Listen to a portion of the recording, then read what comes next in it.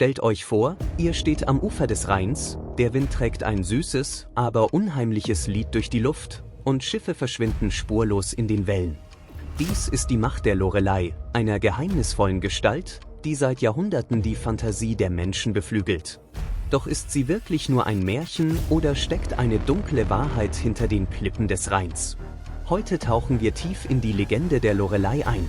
Von ihren mythischen Ursprüngen bis zu den historischen Hinweisen, die uns zum Nachdenken anregen. War sie eine Sirene, ein Geist oder ein Symbol für die Gefahren des Flusses? Bleibt dran, denn diese Geschichte könnte mehr enthüllen, als ihr erwartet, und die Grenze zwischen Mythos und Realität verschwimmen lassen, während der Rhein seine Geheimnisse flüstert. Die Legende der Lorelei hat ihre Wurzeln in den mündlichen Überlieferungen des Rheinlands, wo Fischer- und Händlergeschichten über eine wunderschöne Frau teilten, die auf einem hohen Felsen saß und mit ihrem Gesang Schiffe in den Tod lockte. Diese Erzählungen reichen bis ins Mittelalter zurück, wo der Rhein als Lebensader und tödliche Falle galt. Man sagt, Lorelei sei eine Nixe oder ein Flussgeist, verflucht wegen einer unerwiderten Liebe, deren Stimme die Seelen der Matrosen verzauberte. Ihre Schönheit und ihr trauriger Gesang wurden zu Symbolen der Naturgewalten, die den Menschen Respekt einflößten. Doch woher kam diese Figur wirklich? Einige Gelehrte verknüpfen sie mit antiken Mythen wie den Sirenen der Griechen, während andere glauben, sie sei eine lokale Gottheit, die mit den Flussgeistern verschmolz. Wie entstand diese Gestalt und warum wurde sie zur Verkörperung der Rheinsgefahren, die sowohl Faszination als auch Schrecken weckte? Der Lorelei-Felsen, ein steiler Klippenabschnitt am Rhein, ist der Ort, an dem die Legende ihren Ursprung nimmt und bis heute Besucher in seinen Bann zieht. Mit einer Höhe von über 130 Metern erhebt er sich bedrohlich über den Fluss und schafft gefährliche Strömungen, die seit Jahrhunderten Schiffe zum Kentern brachten. Die Sage erzählt, dass Lorelei hier saß, verflucht von einem Liebhaber oder einer rachsüchtigen Gottheit, und mit ihrem Gesang die Matrosen in den Tod lockte. Dieser Fluch soll ihre Schönheit mit einem ewigen Leid verbunden haben, ein Schicksal, das die Menschen mit Ehrfurcht und Furcht erfüllte. Historisch gesehen war der Felsen tatsächlich ein gefährlicher Punkt für die Schifffahrt, was die Legende untermauern könnte. Doch war der Fluch echt oder wurde er erfunden, um die Naturgefahren zu erklären?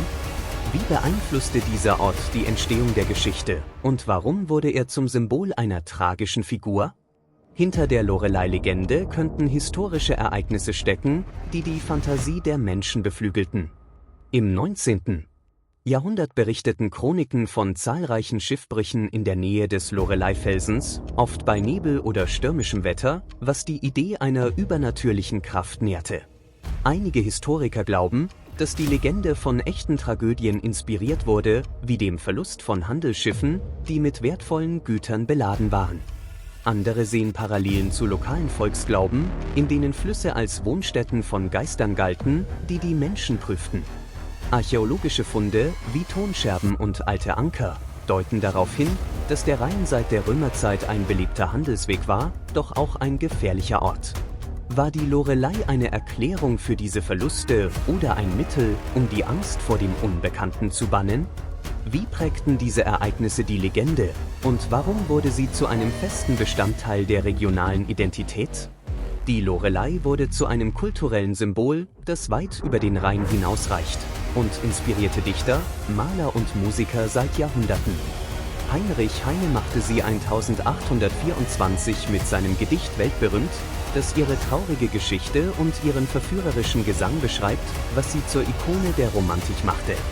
Komponisten wie Liszt und Schumann schufen Werke, die ihre Melancholie einfingen, während Maler wie Turner ihre majestätische Gestalt am Felsen darstellten.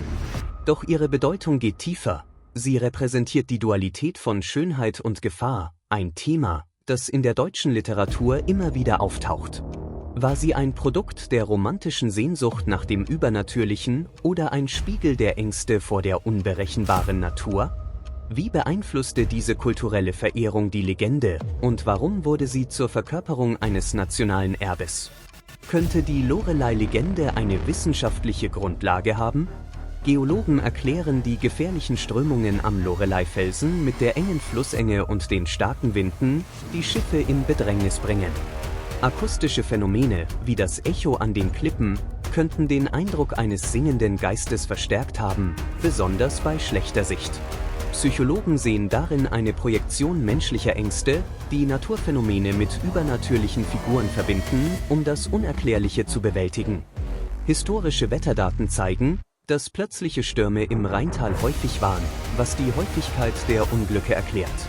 Doch reichen diese Erklärungen aus, um die emotionale Kraft der Legende zu erklären? War die Lorelei eine Erfindung, um wissenschaftliche Unwissenheit zu überbrücken, oder ein Ausdruck tieferer kultureller Bedürfnisse?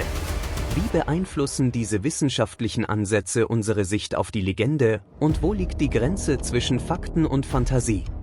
Heute wird die Lorelei in der Popkultur und Literatur neu interpretiert, oft als starker weiblicher Charakter oder feministisches Symbol.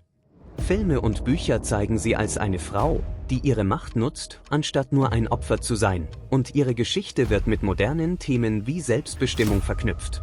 In der Tourismusindustrie ist der Lorelei-Felsen eine Attraktion, die jährlich Tausende von Besuchern anzieht, die die Schönheit des Rheins und die Magie der Legende erleben wollen. Lokale Feste feiern sie mit Musik und Theater, was ihre Relevanz erhält. Doch verändert diese Kommerzialisierung ihre ursprüngliche Bedeutung? Ist sie nun ein Produkt der Unterhaltung oder behält sie ihre tiefere spirituelle Essenz? Wie beeinflussen diese modernen Ansätze die Wahrnehmung der Legende, und was sagt sie über unsere heutige Gesellschaft aus, die nach Identität und Stärke sucht? Die Lorelei-Legende lädt uns ein, über unsere eigenen Ängste und Hoffnungen nachzudenken. Ihr Gesang könnte die Stimme unserer inneren Konflikte sein, die uns zwischen Verlangen und Gefahr hin und her reißen. Viele Menschen empfinden eine Verbindung zu ihr, sei es durch die Schönheit des Rheins oder die Tragik ihrer Geschichte, die universelle Themen wie Liebe und Verlust anspricht. Besucher berichten von einem unheimlichen Gefühl am Felsen, als ob die Legende lebendig wäre. Psychologisch gesehen könnte sie ein Spiegel unserer Sehnsucht nach Kontrolle über das Unkontrollierbare sein. Fühlt ihr euch von ihrer Geschichte angezogen, und warum? Wie beeinflusst sie eure Sicht auf Natur und Mythos, und welche Lektionen könnt ihr aus ihrem Schicksal ziehen, das zwischen Freiheit und Gefangenschaft balanciert? Die Lorelei-Legende verbindet uns mit einer Welt von Geheimnissen, die zwischen Realität und Fantasie schwebt, und lädt uns ein, die Natur mit neuen Augen zu sehen. Ihr Gesang hallt noch immer am Rhein wider, ein Echo der Vergangenheit, das uns an unsere eigene Reise erinnert. Welcher Aspekt der Geschichte hat euch am meisten fasziniert? Teilt es in den Kommentaren. Nächstes Mal erkunden wir eine weitere verborgene Geschichte der deutschen Mythologie. Erwartet eine Wendung, die euch an die Grenzen des Verstandes führen wird. Abonniert den Kanal, aktiviert die Glocke und bleibt mit Stimmen der Mythen verbunden, wo die goldenen Fäden der Legenden weiterweben.